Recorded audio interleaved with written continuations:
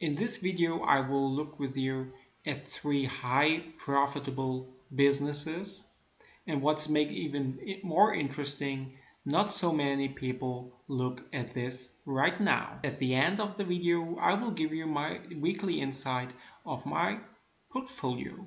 So let's go. And with that, welcome back to Investing for Generations, your channel for high quality stock research for long-term value investors. So let's start with number one on the list. And number one on the list, SnapOn.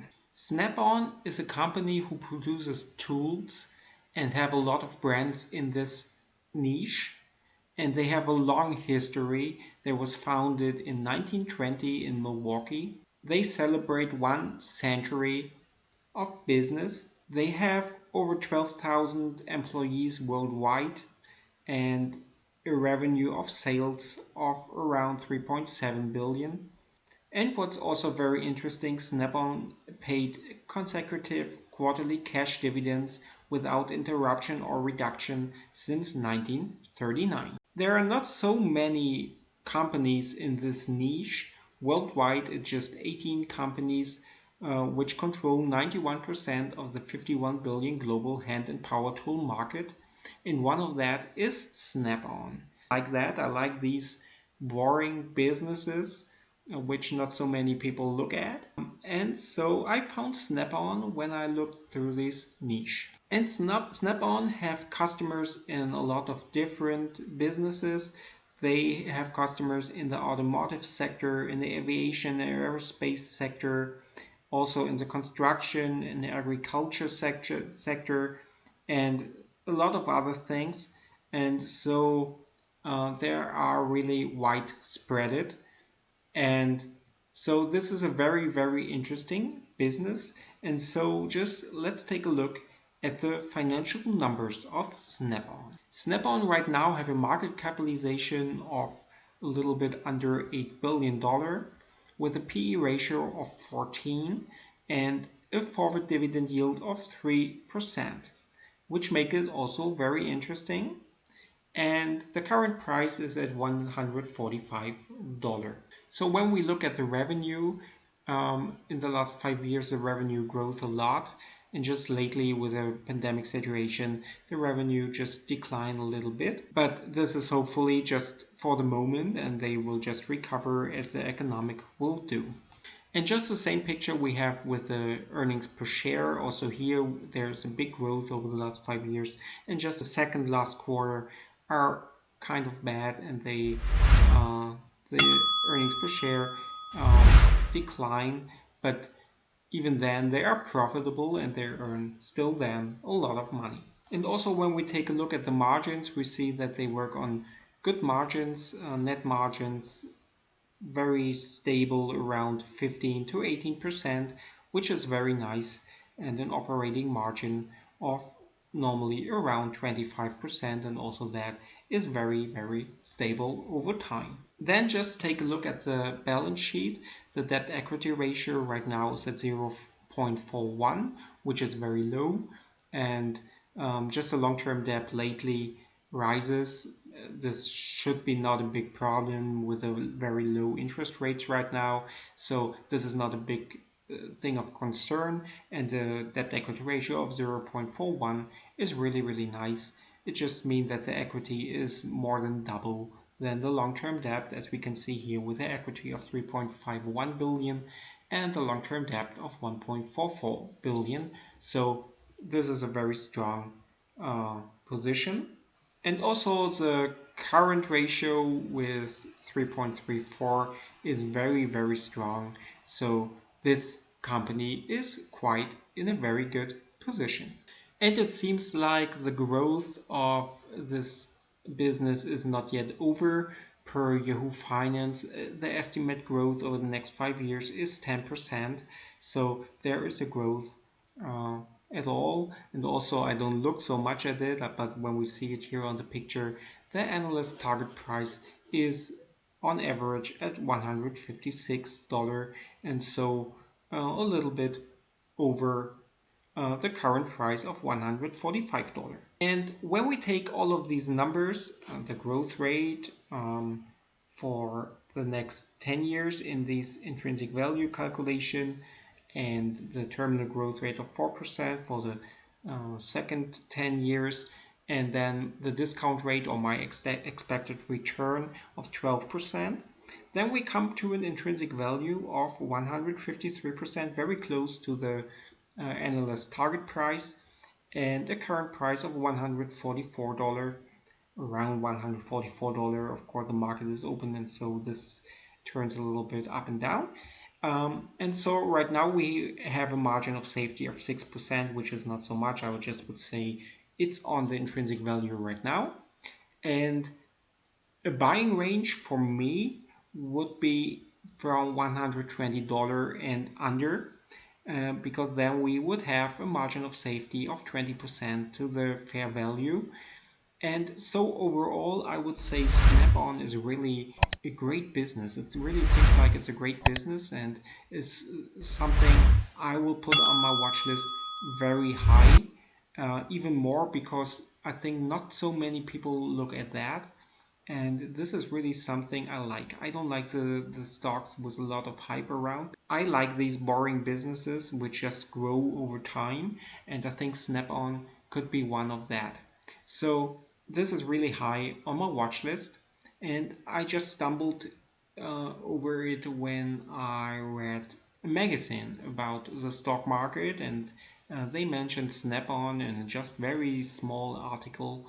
And then I began to research and just found out this could be really a good long-term investment. Number two on the list today is the second biggest Canadian bank, TD Bank, which also operates in the US, of course. And as I said, TD is the second largest bank behind the Royal Bank of Canada, and just in front of my investment right now in my portfolio, the Bank of Nova Scotia. And so we have really a big player here with TD Bank.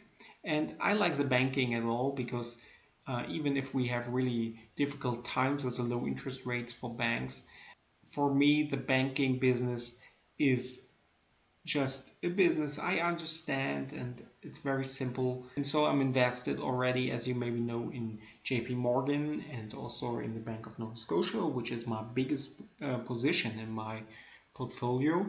And so maybe I personally will not add so soon in TD Bank, but just because I don't want to overweight the banking sector even more.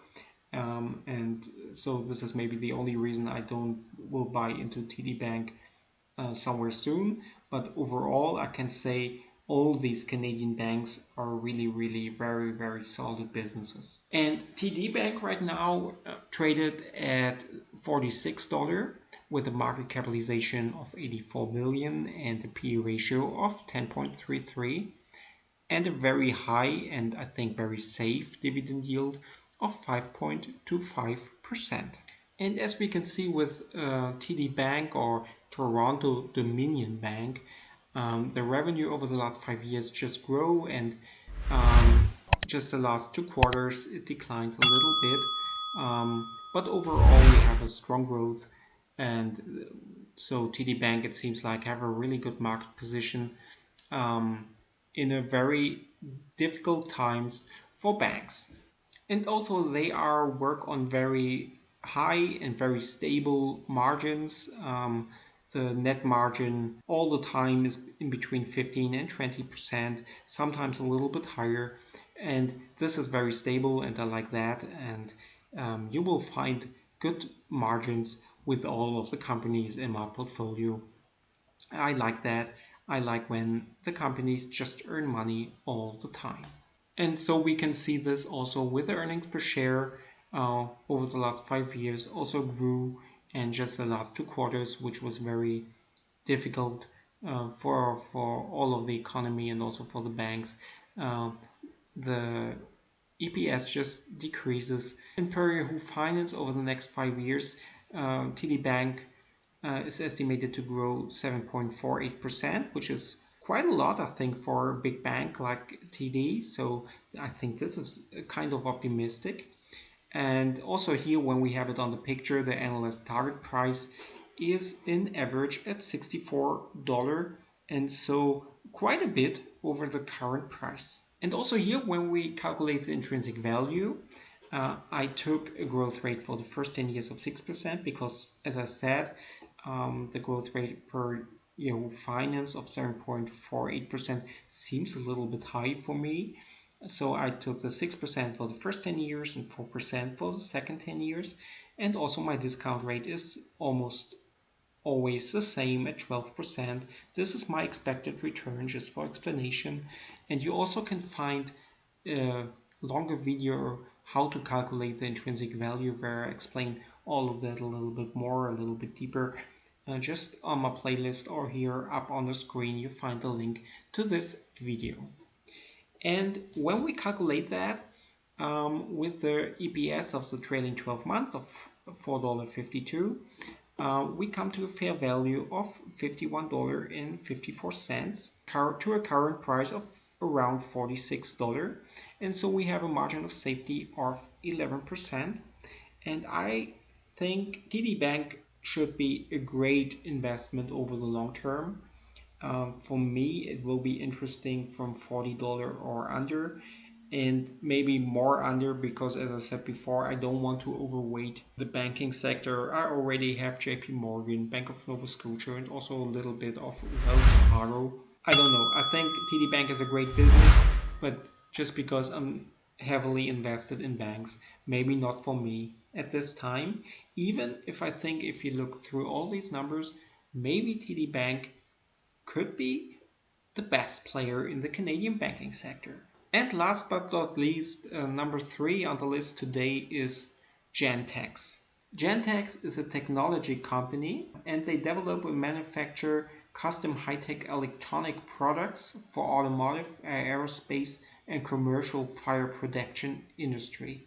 Currently, Gentex is traded at $25.80 with a market capitalization of $6.3 billion and a P/E ratio of 21, dividend yield of 1.88%. And as you can see here, the revenue over the last 5 years got up and grew a lot. And just in the last 2 quarters, it decreased a little bit, just for economic reasons, for pandemic reasons. But overall, it seems like this company is just on the right path. And the same we can see with the earnings per share. And also here we have grew over time, and just in the last quarter was a bad quarter. And so I think if everything come back to normal, this could be really a great company. And at least they earn money, and they earn money even in the darkest times. And the same, and maybe the most impressive, is the free cash flow. You see there is a constant free cash flow, there's a growth in the free cash flow, and even now in these really bad times, it's still a high free cash flow there. And so I like this as a long-term value investor. I like my free cash flows. And when we take a look at the balance sheet, we see a clear picture. There is no debt at all. And so the debt equity ratio is simply 0. And of course, this I really love, I really like. And also here we can see that the business will grow more over time. And per Yahoo Finance in the next 5 years, we will have an annual growth of 15%, which is a lot. And also here we just take a short look at the analyst target price, and this is at $28 to a current price around $26. Just to notice also that. And then we also try to calculate the intrinsic value with Gentex, or ticker GNTX. And with a growth rate of 15% for the first 10 years and 7% for the second 10 years, will come to a fair value of around $26, this is where the stock is currently traded. So It seems like it's just traded on the fair value. And the buying range for me would be around $20. I think this could be also a great investment over the long term if you can buy it for these prices or even less. With all of these three companies, I think these are really great companies for the long term. These are high profitable companies which make money even in the worst times of the economic at all. And I think we just have to have a little bit of patience and then maybe just take a stake of that. At least I think you should do your own research on them because I think all three of them are great businesses and very stable businesses, and that's the most important for me as a long-term value investor. That's maybe a little bit old-fashioned or boring, but this is what makes money, and even more important, what makes me sleep well at night. And then at the end of this video, just take a look at my portfolio. And the last week wasn't that good. The whole market, of course, was a little bit shaky and volatile. And in my portfolio, especially Imperial Oil and Air Canada took a dive. And of course, as every week, I also show you the overall performance of the portfolio to the S&P 500. And my portfolio, which started at the 2nd of December 2019, has an overall performance of almost 19%, which is an outperformance to the S&P 500 of 12%. So the outperformance gets a little bit thinner, but still 12% outperformance over now around 10 months. That's a good result. So we will see how this will go on and turns out. And of course, don't forget, you can find an analysis, a deeper analysis of every stock out of my portfolio on my channel or here just up is a link to the playlist. Take a look there and find a deeper analysis of all of the businesses, also with a calculation of the intrinsic value of each business. That's it for today. If you liked the video, give me a big thumbs up, subscribe to the channel and ring the notification bell to never miss another video. And then we will see you the next time with another analysis of another stock out of my watch list. See you then. Take care. Bye bye.